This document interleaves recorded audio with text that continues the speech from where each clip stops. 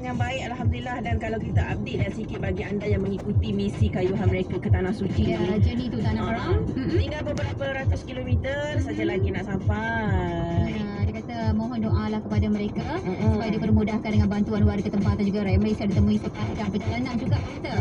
Dan 3 hari lalu mereka berkongsi di mana Ahmad mengalami kekejangan seluruh badan sebabnya cuaca sangat panas. Walaupun sudah minum banyak minuman tapi masih lagi alami kekejangan otot. Terpaksa berehat 2 malam di pekan dekat wilayah Al-Qasim. Ya, pernah tak dalam pandangan kita dengar orang Malaysia pergi mana-mana mesti baik punya.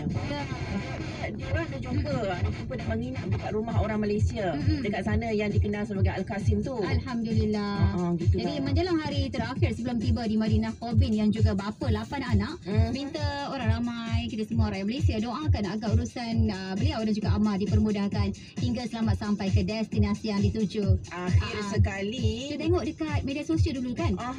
Ramai juga cakap terima kasih, sokongan, tak putus-putus doa kan. Misi kayuhan itu kalau nak tahu berbaki 150 km saja lagi.